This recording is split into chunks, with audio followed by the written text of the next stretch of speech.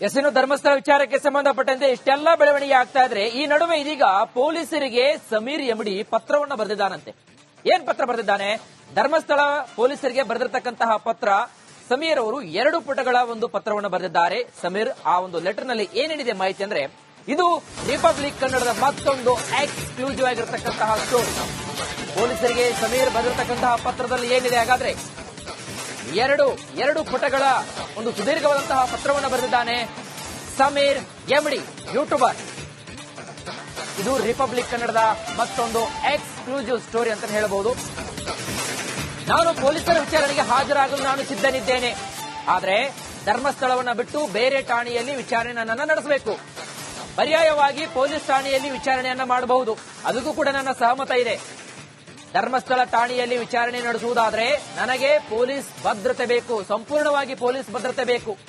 ಬೇಕಾದ್ರೆ video conference ಮೂಲಕ ಆದರೂ ಕೂಡ ನನ್ನನ್ನು ವಿಚಾರಣೆ ಮಾಡಬಹುದು.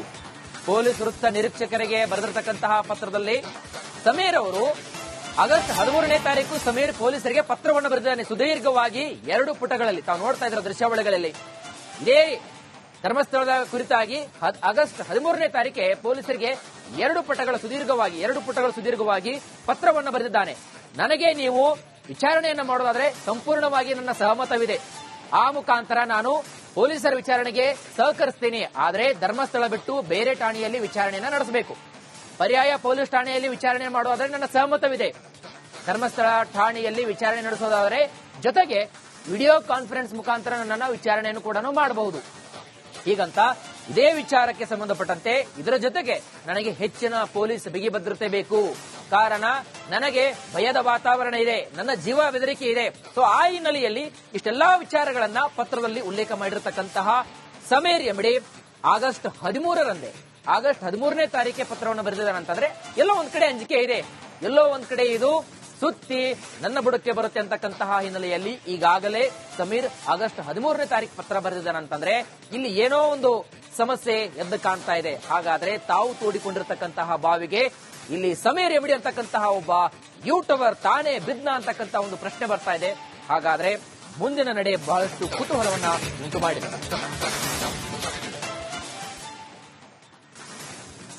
ಇನ್ನು ಧರ್ಮಸ್ಥಳ ವಿಚಾರಕ್ಕೆ ಸಂಬಂಧಪಟ್ಟಂತೆ ಇಷ್ಟೆಲ್ಲ ಬೆಳವಣಿಗೆ ಆಗ್ತಾ ಇದ್ರೆ ಈ ನಡುವೆ ಇದೀಗ ಪೊಲೀಸರಿಗೆ ಸಮೀರ್ ಎಮಡಿ ಪತ್ರವನ್ನು ಬರೆದಿದ್ದಾನಂತೆ.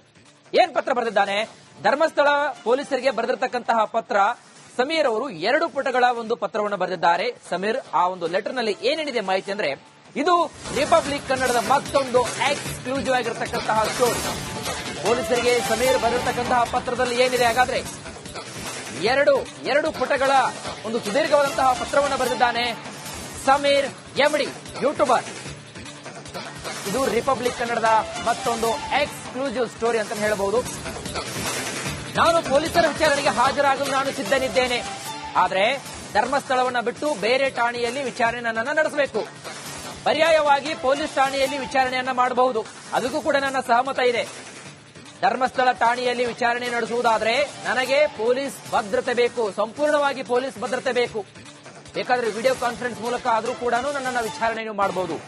ಪೊಲೀಸ್ ವೃತ್ತ ನಿರೀಕ್ಷಕರಿಗೆ ಬರೆದಿರತಕ್ಕಂತಹ ಪತ್ರದಲ್ಲಿ ಸಮೀರ್ ಅವರು ಆಗಸ್ಟ್ 13ನೇ ತಾರೀಕು ಸಮೀರ್ ಪೊಲೀಸರಿಗೆ ಪತ್ರವನ್ನು ಬರೆದಿದ್ದಾನೆ. ಸುದೀರ್ಘವಾಗಿ 2 ಪುಟಗಳಲ್ಲಿ ತಾವು ನೋಡ್ತಾ ಇದ್ರ ದೃಶ್ಯಾವಳಿಗಳಲ್ಲಿ ಇದೇ ಧರ್ಮಸ್ಥಳದ ಕುರಿತಾಗಿ ಆಗಸ್ಟ್ 13ನೇ ತಾರೀಕೆ ಪೊಲೀಸರಿಗೆ 2 ಪುಟಗಳ ಸುದೀರ್ಘವಾಗಿ ಪತ್ರವನ್ನು ಬರೆದಿದ್ದಾನೆ.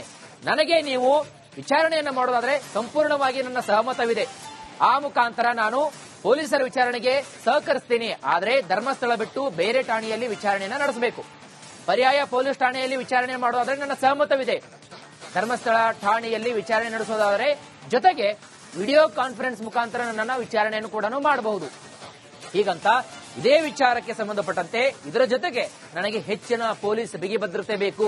ಕಾರಣ ನನಗೆ ಭಯದ ವಾತಾವರಣ ಇದೆ, ನನ್ನ ಜೀವ ಬೆದರಿಕೆ ಇದೆ. ಸೊ ಆ ಹಿನ್ನೆಲೆಯಲ್ಲಿ ಇಷ್ಟೆಲ್ಲಾ ವಿಚಾರಗಳನ್ನ ಪತ್ರದಲ್ಲಿ ಉಲ್ಲೇಖ ಮಾಡಿರತಕ್ಕಂತಹ ಸಮೀರ್ ಎಮಡಿ ಆಗಸ್ಟ್ 13ನೇ ತಾರೀಕೆ ಪತ್ರವನ್ನು ಬರೆದಿದ್ದಾನಂತಂದ್ರೆ ಎಲ್ಲೋ ಒಂದ್ ಕಡೆ ಅಂಜಿಕೆ ಇದೆ, ಎಲ್ಲೋ ಒಂದ್ ಕಡೆ ಇದು ಸುತ್ತಿ ನನ್ನ ಬುಡಕ್ಕೆ ಬರುತ್ತೆ ಅಂತಕ್ಕಂತಹ ಹಿನ್ನೆಲೆಯಲ್ಲಿ ಈಗಾಗಲೇ ಸಮೀರ್ ಆಗಸ್ಟ್ 13ನೇ ತಾರೀಕು ಪತ್ರ ಬರೆದಿದ್ದಾನಂತಂದ್ರೆ ಇಲ್ಲಿ ಏನೋ ಒಂದು ಸಮಸ್ಯೆ ಎದ್ದು ಕಾಣ್ತಾ ಇದೆ. ಹಾಗಾದ್ರೆ ತಾವು ತೋಡಿಕೊಂಡಿರತಕ್ಕಂತಹ ಬಾವಿಗೆ ಇಲ್ಲಿ ಸಮೀರ್ ಎಮಡಿ ಅಂತಕ್ಕಂತಹ ಒಬ್ಬ ಯೂಟ್ಯೂಬರ್ ತಾನೇ ಬಿದ್ನ ಅಂತಕ್ಕಂತಹ ಒಂದು ಪ್ರಶ್ನೆ ಬರ್ತಾ ಇದೆ. ಹಾಗಾದ್ರೆ ಮುಂದಿನ ನಡೆ ಬಹಳಷ್ಟು ಕುತೂಹಲವನ್ನ ಉಂಟು ಮಾಡಿದೆ.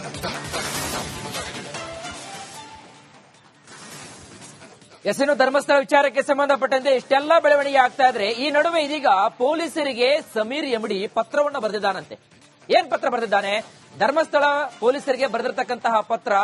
ಸಮೀರ್ ಅವರು 2 ಪುಟಗಳ ಒಂದು ಪತ್ರವನ್ನು ಬರೆದಿದ್ದಾರೆ. ಸಮೀರ್ ಆ ಒಂದು ಲೆಟರ್ ನಲ್ಲಿ ಏನೇನಿದೆ ಮಾಹಿತಿ ಅಂದ್ರೆ, ಇದು ರಿಪಬ್ಲಿಕ್ ಕನ್ನಡದ ಮತ್ತೊಂದು ಎಕ್ಸ್ಕ್ಲೂಸಿವ್ ಆಗಿರತಕ್ಕಂತಹ ಸ್ಟೋರಿ. ಪೊಲೀಸರಿಗೆ ಸಮೀರ್ ಬರೆದಿರ್ತಕ್ಕಂತಹ ಪತ್ರದಲ್ಲಿ ಏನಿದೆ ಹಾಗಾದ್ರೆ, ಎರಡು ಪುಟಗಳ ಒಂದು ಸುದೀರ್ಘವಾದಂತಹ ಪತ್ರವನ್ನು ಬರೆದಿದ್ದಾನೆ ಸಮೀರ್ ಎಮಡಿ, ಯೂಟ್ಯೂಬರ್. ಇದು ರಿಪಬ್ಲಿಕ್ ಕನ್ನಡದ ಮತ್ತೊಂದು ಎಕ್ಸ್ಕ್ಲೂಸಿವ್ ಸ್ಟೋರಿ ಅಂತ ಹೇಳಬಹುದು. ನಾನು ಪೊಲೀಸರ ವಿಚಾರಣೆಗೆ ಹಾಜರಾಗಲು ನಾನು ಸಿದ್ಧನಿದ್ದೇನೆ. ಆದ್ರೆ ಧರ್ಮಸ್ಥಳವನ್ನ ಬಿಟ್ಟು ಬೇರೆ ಠಾಣೆಯಲ್ಲಿ ವಿಚಾರಣೆಯನ್ನ ನಡೆಸಬೇಕು. ಪರ್ಯಾಯವಾಗಿ ಪೊಲೀಸ್ ಠಾಣೆಯಲ್ಲಿ ವಿಚಾರಣೆಯನ್ನ ಮಾಡಬಹುದು. ಅದಕ್ಕೂ ಕೂಡ ನನ್ನ ಸಹಮತ ಇದೆ. ಧರ್ಮಸ್ಥಳ ಠಾಣೆಯಲ್ಲಿ ವಿಚಾರಣೆ ನಡೆಸುವುದಾದ್ರೆ ನನಗೆ ಪೊಲೀಸ್ ಭದ್ರತೆ ಬೇಕು, ಸಂಪೂರ್ಣವಾಗಿ ಪೊಲೀಸ್ ಭದ್ರತೆ ಬೇಕು. ಬೇಕಾದ್ರೆ ವಿಡಿಯೋ ಕಾನ್ಫರೆನ್ಸ್ ಮೂಲಕ ಆದರೂ ಕೂಡ ನನ್ನನ್ನು ವಿಚಾರಣೆ ಮಾಡಬಹುದು. ಪೊಲೀಸ್ ವೃತ್ತ ನಿರೀಕ್ಷಕರಿಗೆ ಬರೆದಿರತಕ್ಕಂತಹ ಪತ್ರದಲ್ಲಿ ಸಮೀರ್ ಅವರು ಆಗಸ್ಟ್ 13ನೇ ತಾರೀಕು ಸಮೀರ್ ಪೊಲೀಸರಿಗೆ ಪತ್ರವನ್ನು ಬರೆದಿದ್ದಾನೆ. ಸುದೀರ್ಘವಾಗಿ 2 ಪುಟಗಳಲ್ಲಿ ತಾವು ನೋಡ್ತಾ ಇದ್ರ ದೃಶ್ಯಾವಳಿಗಳಲ್ಲಿ ಇದೇ ಧರ್ಮಸ್ಥಳದ ಕುರಿತಾಗಿ ಆಗಸ್ಟ್ 13ನೇ ತಾರೀಕೆ ಪೊಲೀಸರಿಗೆ 2 ಪುಟಗಳ ಸುದೀರ್ಘವಾಗಿ ಪತ್ರವನ್ನು ಬರೆದಿದ್ದಾನೆ. ನನಗೆ ನೀವು ವಿಚಾರಣೆಯನ್ನು ಮಾಡೋದಾದ್ರೆ ಸಂಪೂರ್ಣವಾಗಿ ನನ್ನ ಸಹಮತವಿದೆ. ಆ ಮುಖಾಂತರ ನಾನು ಪೊಲೀಸರ ವಿಚಾರಣೆಗೆ ಸಹಕರಿಸ್ತೀನಿ. ಆದ್ರೆ ಧರ್ಮಸ್ಥಳ ಬಿಟ್ಟು ಬೇರೆ ಠಾಣೆಯಲ್ಲಿ ವಿಚಾರಣೆಯನ್ನ ನಡೆಸಬೇಕು. ಪರ್ಯಾಯ ಪೊಲೀಸ್ ಠಾಣೆಯಲ್ಲಿ ವಿಚಾರಣೆ ಮಾಡೋದಾದ್ರೆ ನನ್ನ ಸಹಮತವಿದೆ. ಧರ್ಮಸ್ಥಳ ಠಾಣೆಯಲ್ಲಿ ವಿಚಾರಣೆ ನಡೆಸೋದಾದರೆ ಜೊತೆಗೆ ವಿಡಿಯೋ ಕಾನ್ಫರೆನ್ಸ್ ಮುಖಾಂತರ ನನ್ನ ವಿಚಾರಣೆಯನ್ನು ಕೂಡ ಮಾಡಬಹುದು. ಹೀಗಂತ ಇದೇ ವಿಚಾರಕ್ಕೆ ಸಂಬಂಧಪಟ್ಟಂತೆ ಇದರ ಜೊತೆಗೆ ನನಗೆ ಹೆಚ್ಚಿನ ಪೊಲೀಸ್ ಬಿಗಿ ಭದ್ರತೆ ಬೇಕು. ಕಾರಣ ನನಗೆ ಭಯದ ವಾತಾವರಣ ಇದೆ, ನನ್ನ ಜೀವ ಬೆದರಿಕೆ ಇದೆ. ಸೊ ಆ ಹಿನ್ನೆಲೆಯಲ್ಲಿ ಇಷ್ಟೆಲ್ಲಾ ವಿಚಾರಗಳನ್ನ ಪತ್ರದಲ್ಲಿ ಉಲ್ಲೇಖ ಮಾಡಿರತಕ್ಕಂತಹ ಸಮೀರ್ ಎಮಡಿ ಆಗಸ್ಟ್ 13ನೇ ತಾರೀಕೆ ಪತ್ರವನ್ನು ಬರೆದಿದ್ದಾನಂತಂದ್ರೆ ಎಲ್ಲೋ ಒಂದ್ ಕಡೆ ಅಂಜಿಕೆ ಇದೆ, ಎಲ್ಲೋ ಒಂದ್ ಕಡೆ ಇದು ಸುತ್ತಿ ನನ್ನ ಬುಡಕ್ಕೆ ಬರುತ್ತೆ ಅಂತಕ್ಕಂತಹ ಹಿನ್ನೆಲೆಯಲ್ಲಿ ಈಗಾಗಲೇ ಸಮೀರ್ ಆಗಸ್ಟ್ 13ನೇ ತಾರೀಕು ಪತ್ರ ಬರೆದಿದ್ದಾನಂತಂದ್ರೆ ಇಲ್ಲಿ ಏನೋ ಒಂದು ಸಮಸ್ಯೆ ಎದ್ದು ಕಾಣ್ತಾ ಇದೆ. ಹಾಗಾದ್ರೆ ತಾವು ತೋಡಿಕೊಂಡಿರತಕ್ಕಂತಹ ಬಾವಿಗೆ ಇಲ್ಲಿ ಸಮೀರ್ ಎಮಡಿ ಅಂತಕ್ಕಂತಹ ಒಬ್ಬ ಯೂಟ್ಯೂಬರ್ ತಾನೇ ಬಿದ್ನ ಅಂತಕ್ಕಂತಹ ಒಂದು ಪ್ರಶ್ನೆ ಬರ್ತಾ ಇದೆ. ಹಾಗಾದ್ರೆ ಮುಂದಿನ ನಡೆ ಬಹಳಷ್ಟು ಕುತೂಹಲವನ್ನ ಉಂಟು ಮಾಡಿದೆ.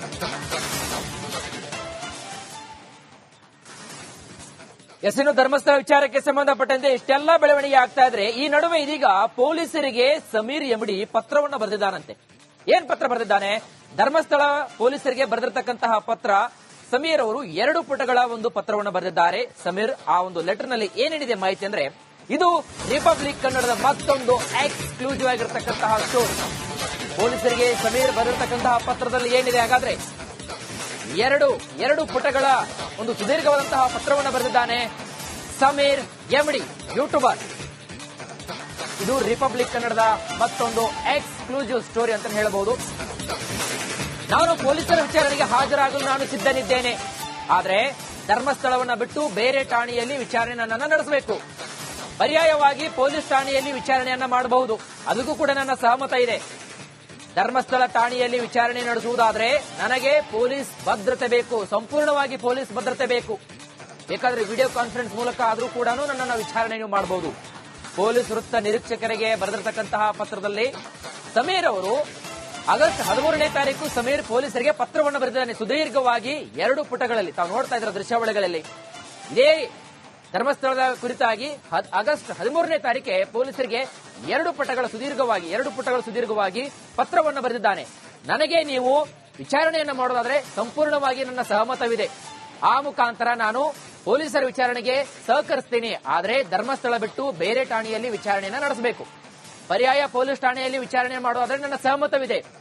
ಧರ್ಮಸ್ಥಳ ಠಾಣೆಯಲ್ಲಿ ವಿಚಾರಣೆ ನಡೆಸೋದಾದರೆ ಜೊತೆಗೆ ವಿಡಿಯೋ ಕಾನ್ಫರೆನ್ಸ್ ಮುಖಾಂತರ ನನ್ನ ವಿಚಾರಣೆಯನ್ನು ಕೂಡ ಮಾಡಬಹುದು. ಹೀಗಂತ ಇದೇ ವಿಚಾರಕ್ಕೆ ಸಂಬಂಧಪಟ್ಟಂತೆ ಇದರ ಜೊತೆಗೆ ನನಗೆ ಹೆಚ್ಚಿನ ಪೊಲೀಸ್ ಬಿಗಿ ಭದ್ರತೆ ಬೇಕು. ಕಾರಣ ನನಗೆ ಭಯದ ವಾತಾವರಣ ಇದೆ, ನನ್ನ ಜೀವ ಬೆದರಿಕೆ ಇದೆ. ಸೊ ಆ ಹಿನ್ನೆಲೆಯಲ್ಲಿ ಇಷ್ಟೆಲ್ಲಾ ವಿಚಾರಗಳನ್ನ ಪತ್ರದಲ್ಲಿ ಉಲ್ಲೇಖ ಮಾಡಿರತಕ್ಕಂತಹ ಸಮೀರ್ ಎಮಡಿ ಆಗಸ್ಟ್ 13ನೇ ತಾರೀಕೆ ಪತ್ರವನ್ನು ಬರೆದಿದ್ದಾನಂತಂದ್ರೆ ಎಲ್ಲೋ ಒಂದ್ ಕಡೆ ಅಂಜಿಕೆ ಇದೆ, ಎಲ್ಲೋ ಒಂದ್ ಕಡೆ ಇದು ಸುತ್ತಿ ನನ್ನ ಬುಡಕ್ಕೆ ಬರುತ್ತೆ ಅಂತಕ್ಕಂತಹ ಹಿನ್ನೆಲೆಯಲ್ಲಿ ಈಗಾಗಲೇ ಸಮೀರ್ ಆಗಸ್ಟ್ 13ನೇ ತಾರೀಕು ಪತ್ರ ಬರೆದಿದ್ದಾನೆ ಅಂತಂದ್ರೆ ಇಲ್ಲಿ ಏನೋ ಒಂದು ಸಮಸ್ಯೆ ಎದ್ದು ಕಾಣ್ತಾ ಇದೆ. ಹಾಗಾದ್ರೆ ತಾವು ತೋಡಿಕೊಂಡಿರ್ತಕ್ಕಂತಹ ಬಾವಿಗೆ ಇಲ್ಲಿ ಸಮೀರ್ ಎಮಿಡಿ ಅಂತಕ್ಕಂತಹ ಒಬ್ಬ ಯೂಟ್ಯೂಬರ್ ತಾನೇ ಬಿದ್ನ ಅಂತಕ್ಕಂತಹ ಒಂದು ಪ್ರಶ್ನೆ ಬರ್ತಾ ಇದೆ. ಹಾಗಾದ್ರೆ ಮುಂದಿನ ನಡೆ ಬಹಳಷ್ಟು ಕುತೂಹಲವನ್ನ ಉಂಟು ಮಾಡಿದೆ.